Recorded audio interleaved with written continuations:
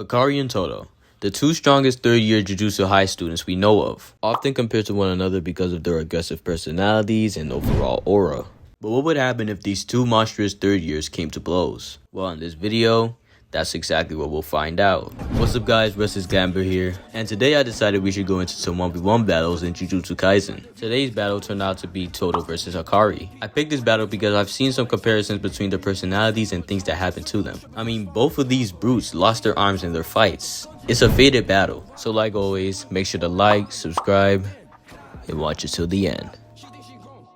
Since we met him first, let's go into Todo's scaling. Right off the bat, if I were to give this guy's stats a summary, I would say he's equivalent to a stronger Goodwill arc Yuji. His feats in AP are crazy. Starting off with the earliest example of his crazy strength was at the beginning of his fight with Yuji. Before Yuji got his Goodwill arc power up with Black Flash, Todo punches Yuji so hard that Yuji himself expected his arms to be gone, and the only reason why they weren't is because a cursed spirit got into Todo's punch. And using Newton's third law of an equivalent change of force, Yuji's arms not being able to tank that attack puts Todo leagues above him in his strength. This is because since his arms cannot take the force of the attack, he wouldn't be able to exert it or his arms would just explode. But going over that would be massively underrating Todo. He has way better feats when Hanami pulls up. Upon first sight, Hanami massively underrates Todo, describing him only as undoubtedly weaker. This turned out to be an absolute mistake, however, because as soon as Todo decided it was time to attack, Hanami himself acknowledges Todo's punches as strong enough to damage him. Now hold on, let's take a minute to understand this. Todo's punches can damage Hanami. This is the same Hanami who could take 5 Black Flashes from Yuji and playful Cloud Strikes from Todo and not be anywhere near death. Now, you might be wondering, why am I talking about this? Well, it was stated by Gegen himself that if Jogo got hit with those same attacks, he would die instantly. This would mean Jogo's durability would be absolute garbage, right? Wrong. Guess what Jogo didn't die to? Yeah, I'm going there. Let me cook. But Todo being able to damage this beast who scales above Jogo, who can tank reversal red with just some punches, is insane.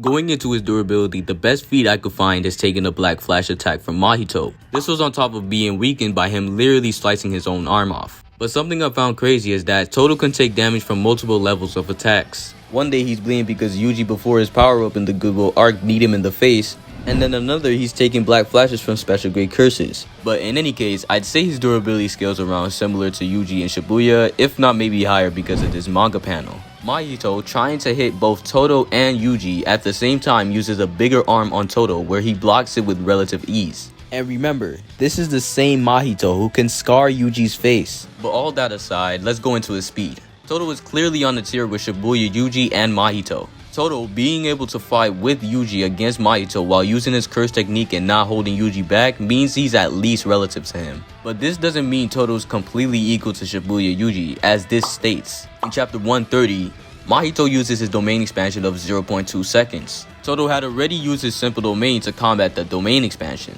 However, Yuji was faster than Todo, running to Mahito already, and Mahito was faster than both of them because he already used his curse technique. But even if he's slower than Shibuya Yuji, he's still in their tier. And anyone going against Todo remotely close to him or in the same tier as him in speed is bad for business, and I'm going to tell you why.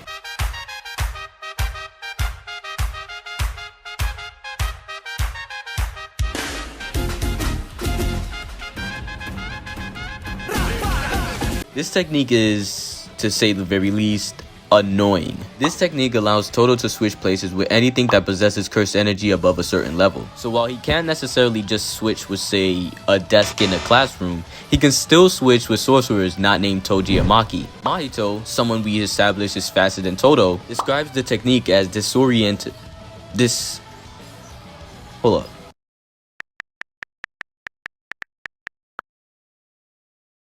Disorienting. Yeah, that word. So anyone even remotely close to Todo in speed would fall victim to a barrage of attacks coupled with the confusing effect of his curse technique. Hell, I would go as far as to say that if you're comparable in speed to Todo in the slightest, you can't even touch him. A perfect example of this is how Mahito, even though being clearly faster than Todo, couldn't use his technique against him once because Todo could react and use his technique. And after topping that with Todo's 53,000 IQ, we have a sorcerer to be reckoned with. With all that said, I've officially scaled Todo to my greatest effort, and without any further delay, we can move on to the GOAT of Jujutsu Kaisen. No matter how you approach scaling Hakari, there will always need to be a clear distinction between its base and Jackpot counterparts. So, going into said scaling, we'll start with base Hakari. Base Hakari stats in AP and strength are decent enough to pass as a grade 1 level sorcerer without being explicitly stated as one. Chapters 155, 182, and 187 are the only showcases of base Hakari so far. Starting off in chapter 155, Hakari was violating Yuji, and this isn't an overstatement. Hakari was giving Yuji the hands so hard, Yuji couldn't even finish his sentences. Even Hakari himself described that initial scuffle as him smacking Yuji around, and even Yuji admitted that he was dodging and fighting back. And the biggest thing in this scuffle by far is how Yuji's definition of fighting back did literally nothing to Hakari. So, not only does Hakari's attacks hurt Yuji, he's faster than him and more durable, since he can tank his attacks while Yuji can't replicate the same. Now, let me remind you which version of Yuji Hakari is slapping around. This Yuji is a stronger version of the version of himself that Choso described as a demon god, and we know he's comparing this not healed up Yuji to the version of Yuji in Shibuya. So here's the scale. We have Shibuya Yuji, who is weaker than demon god Yuji, and demon god Yuji is weaker than Yuji at full health, who base Hakari is slapping around. Moving on to chapter 182, this is where Hakari versus Charles begins. And to no surprise, Charles was getting the hands too. But what I really want to take away from this chapter for base Hakari is a speed feat that no one really talks about. But first, I think we should go over Charles' curse technique. His curse technique allows him to see 1 or more seconds into the future of someone he draws blood from. And the amount of seconds likely depends on how many times he draws blood from that person. The only showcase of this was against Hakari, where he cuts Hakari and it fulfills the requirements for his curse technique. Now, here's the significance of this. Before Charles uses it, Hakari isn't even taking him seriously. He has his hands in his pocket the entire time. But only after Charles showcases precognition, Hakari is forced to get a little bit serious. Now, here's the speed feat I want to discuss. Hakari speaks to Charles.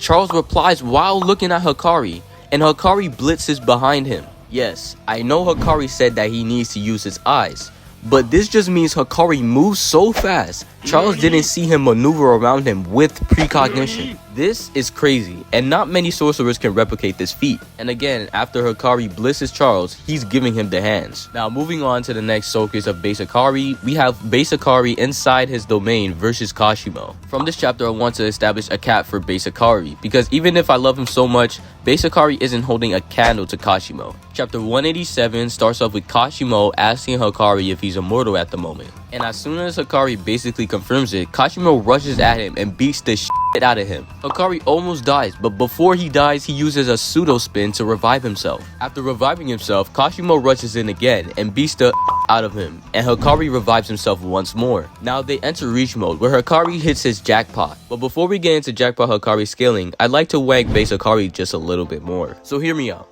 Even though Kashimo clearly has a cursed energy trait with electricity, base Hakari was mostly unaffected by this, as you can see him still try to go blow for blow in these little scuffles, but take that as you will. And to go over the vague hacks that base Hakari has, his supposed curse technique summons train doors wherever he wants, and he closes them with his hands. While they aren't fast enough to hit even Charles, it's likely a mechanism to distract the enemy where he can catch them off guard. But when he does catch the opponent like he did to Yuji here, he can use it to trap them so he could proceed to combo them. Jackpot Hakari is in another ballpark of strength, and oh man does he go crazy. When it comes to strength, this guy is a monster. Not even talking about AP, he's casually bouncing around shipping containers and punching with such force he can destroy multiple shipping containers with Kashimo's body. But this strength transfers into his attack potency as well. As soon as Hakari enters the jackpot, he one-shots Charles, someone he was comboing in base. And as soon as he encounters Kashimo, he makes him bleed with a kick that he missed. Every time Hakari gets a full punch on Kashimo, he sends him flying, and this isn't a joke. The best feat I could find that accompanies Jackpot Hakari so far is Kashimo claiming that he cannot take an attack from Hakari without reinforcing his durability with curse energy. Hakari's speed is crazy as well. After getting his second jackpot, he starts effortlessly dashing comparably to Kashimo. And in hand-to-hand combat with Kashimo, he's fast enough to keep up. But when he really wants to or decides to, he can up his speed. This is seen in chapter 188. Hakari, with 8 seconds left in his round, starts fighting faster, as Kashimo states. This up in speed actually gave Hakari the upper hand in battle. Kashimo was actually getting pummeled if you actually look at these panels. So Hakari in Jackpot is so much faster than his base counterpart that he can overpower Kashimo in close quarter combat. Even though while he was in base, he was getting absolutely demolished. And one more thing to really put Jackpot Hakari in top tier speed is how he was able to react and almost dodge Kashimo's guaranteed hit effect with it seconds away from his head. Yeah, let that sink in. Aw, come on, it wasn't that bad.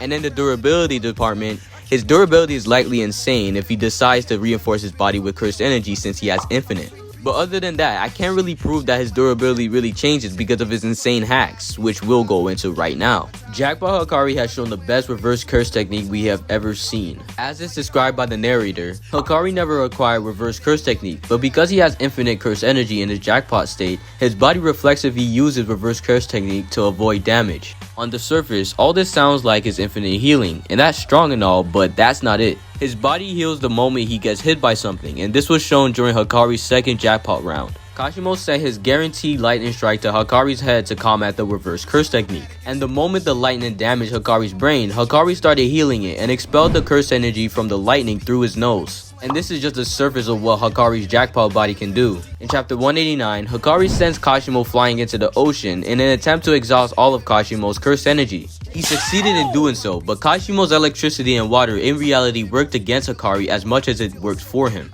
To condense the science in this page, the electricity from Kashimo split water molecules into hydrogen and oxygen, and NaCl, sodium chloride, turned into chlorine gas. This gas is used as a poison and ultimately infected Hakari. But to Kashimo's surprise, Hakari's reverse curse technique is so insane that he can expel poison from his body as well. So not only does Hakari have infinite healing, the healing starts as soon as he receives any type of damage. And when I say any type of damage, he can literally expel poison while unconscious. The last thing I want to discuss for Hakari is his battle IQ. Hakari has actually shown one of the highest battle IQs in the series so far. His intelligence in battle is so high, he figured out Charles's precognition curse technique with one test. And let's talk about his domain expansion. I mean, come on, who else is creating something so complex? It was his own battle IQ that led to him sending Kashimo into the ocean so he could exhaust his curse energy. And to take this a step further, he was shown to be able to think on his feet, creating a last-minute bonding valve which allowed him to survive the explosion Kashimo created by only sacrificing his arm, in which he knew would be to his advantage because Kashimo's curse energy would be spent, which led to his ultimate victory against the old ace sorcerer. So, with all this analyzing and scaling complete, I think we can all agree that Hakari is pretty capable. But that's not to say that Todo isn't capable either. So let's go find out what would happen if these two came to blows. Funnily enough, I found the perfect battle condition for this fight. In chapter 16, Todo decided he would beat up Megami so hard that it would drag out Yuta or Hakari. In this scenario, Todo beats Megami half to death, and suddenly, Hakari just appears, the same way he did with Kashimo, except he's in base form this time. Also, we'll act like this is Shibuya Todo to be fair to him and put him in his strongest form. Now, when it comes to determining who would win this fight, it all starts with this very fundamental question. Is base Hakari in the same tier of speed with Todo? The reason this question is so fundamental is because if he is in the same tier as Todo, Hakari won't be able to touch Todo because of his curse technique. But as it turns out, Hakari is not in this tier of speed. In fact, he's levels above him in that regard. Todo's speed scales below a fatigued Shibuya Yuji, and I already went over the levels of Yuji earlier, so we'll map it out in a condensed way. Todo is slower than fatigued Yuji, who's weaker than full health Shibuya Yuji, and full health Shibuya Yuji is weaker than Demon God Yuji, and full health Demon God Yuji is faster than all 4 of those fighters. And base Hakari was slapping around and almost blissing this version of Yuji. So base Hakari would just beat up Todo without Todo being able to use his technique. But for the sake of argument, let's say Hakari is definitely faster than Todo, but Todo is just that quick to clap his hands. Well, here comes domain expansion. If Hakari gets agitated with this technique and knows he needs a boost to counteract it, he will aim to hit a jackpot. In this case, Hakari can avoid or clash with Todo long enough that he will eventually hit his jackpot. And once Hakari hits his jackpot, well, Jackpot Hakari will blitz Todo and start comboing him to no end. And to take this a step further, Hakari's attacks would probably knock Todo out after just a few. This is based on full health demon guy Yuji starting to bleed off of a kick and a punch from Hakari. And this Yuji is likely more durable than the Yuji that Todo's durability is comparable to. And on the off chance that Todo can hit Hakari with a full on combo, Hakari would just tank it. Full health demon guy Yuji's attacks were tanked by a base Hakari, and Todo is weaker than this Yuji. So Todo's attacks would probably just tickle Jackpot Hakari. And again, Hakari can regenerate. In conclusion, Hakari gives Todo the hands with no restraint. Todo doesn't have the speed, strength, or durability to hold a candle to the restless gambler. This was honestly a fun video to make, and I'd like to continue pushing the Hakari agenda. But anyways, if you like more versus battle videos like these, consider leaving a like and subscribing. And I'll catch y'all in the next one.